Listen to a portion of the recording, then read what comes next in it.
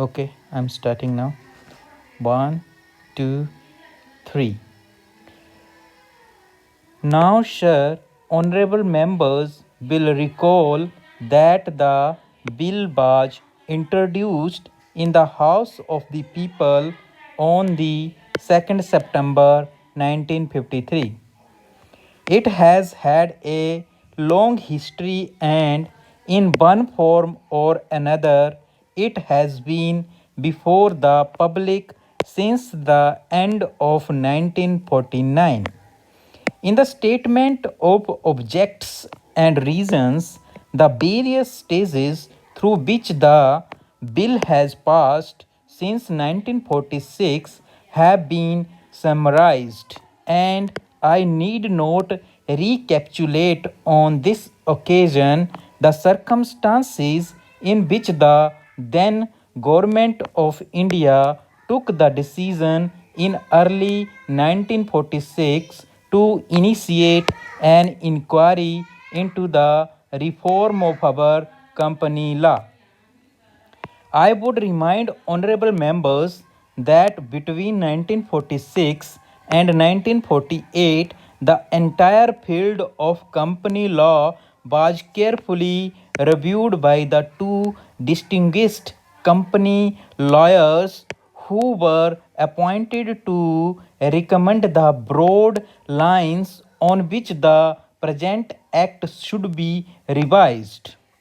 Their recommendations were examined in the then Ministry of Commerce, and certain tentative departmental views which emerged were circulated in a comprehensive memorandum to all recognized trade and industrial associations, bar associations, the high courts, and the state governments. That brought us to the end of 1949. Many representations on this memorandum were duly received from chambers of commerce, trade and industrial association, state governments, and the general public.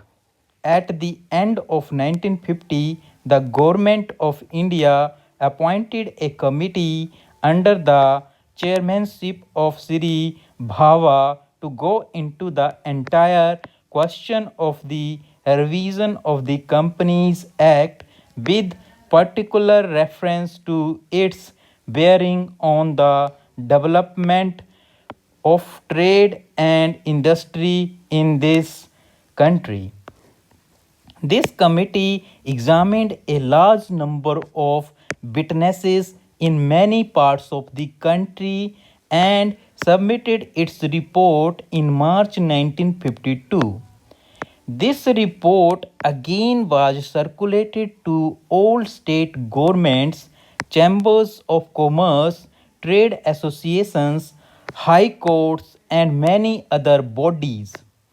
At the same time, a special officer was appointed in the Department of Economic Affairs, Ministry of Finance, to examine the report in the light of the views received from the interested public and to submit proposals to government for the revision of the present act.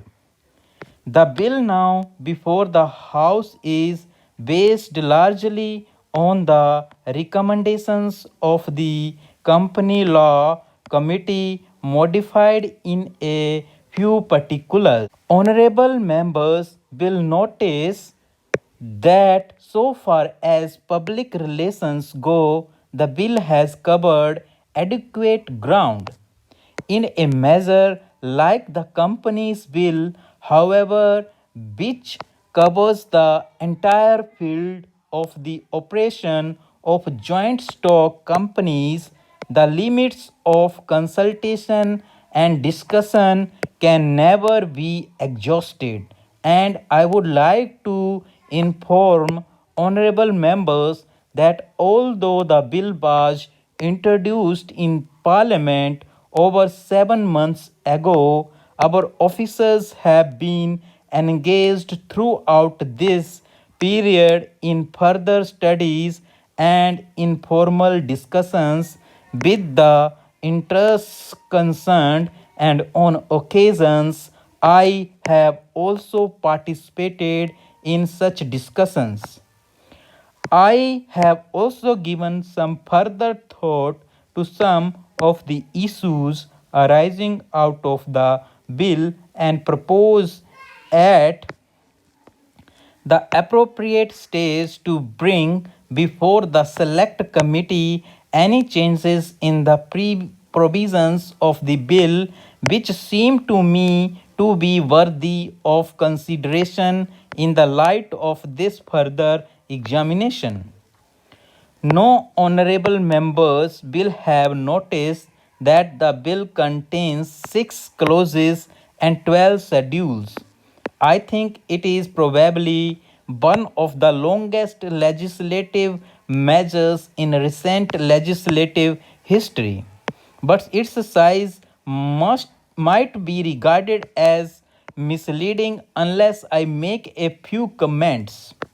The bill is both, one must remember, a consolidating and amending measure. As mentioned in the statement of objects and reasons, this is the first opportunity which has occurred since 1923 for the consolidation of the Companies Act. Advantage has been taken of this opportunity to redraft several long and complicated sections in the present Act, which have been split up into a large number of clauses. This is the largest single factor accountable for the increase in the number of clauses in the bill. New clauses embodying substantial changes in the present law would hardly constitute more than a small fraction of the bill. I would also draw attention to the structural changes in the bill to which a reference has been made in the statement of objects and reasons.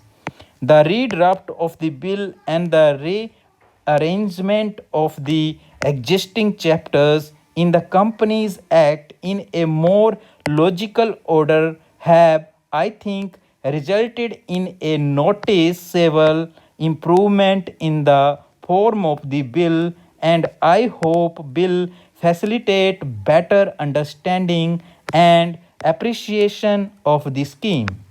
I wish that the act, which came into effect long ago, was implemented properly.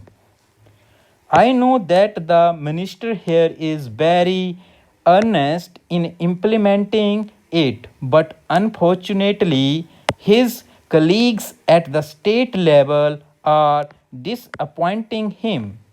Unfortunately, no steps have been taken for trimming or toning up the administration at the state level and at the district level. They have to be taken immediately.